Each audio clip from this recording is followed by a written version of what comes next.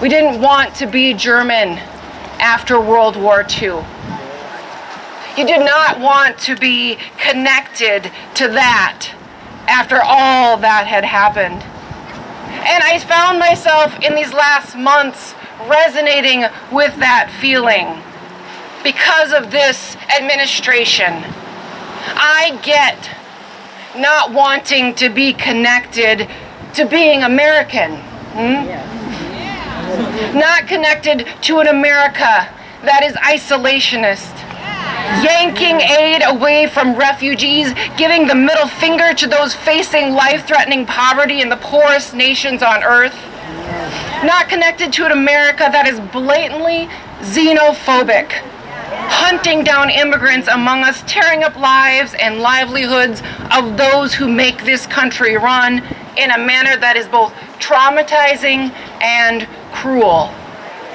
Not connected to America that persecutes trans kids and our queer community and try to scapegoat the most unique and beautiful and vulnerable in our society. Not connected to America that takes away bodily rights from my daughters in the name of, I don't know what, religion? Right? Since I am a preacher, let me just say this: Christian nationalism demands Christianity be privileged by the state. It implies that to be a good American, one must be Christian. That is not only constitutionally an affront to religious freedom, it is an affront to the gospel. It is a co-opting of religious symbols for political gain, which is as old as Constantine. If Jesus' mystical and enlivening presence is anywhere in the present, it is where it has always been. Advocating for the poor, eating with the outcasts, caring for the widow and orphan, showing hospitality to the stranger, standing with the most marginalized. Jesus challenged a Roman regime that was oppressing his people.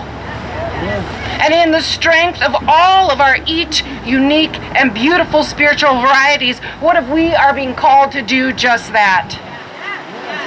And not from a particular religious or spiritual bent, but as Americans, trying to build the America that would make us proud.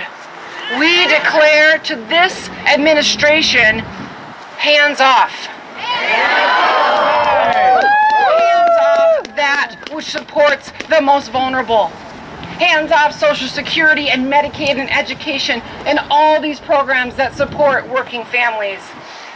We can declare step back from our trans and queer loved ones and immigrant neighbors.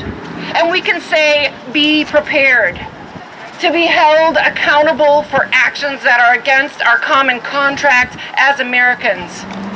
You are not above the law, and we will raise our voices and hit the streets and making good trouble. Peacefully, persistently, and pestering you until you remember that.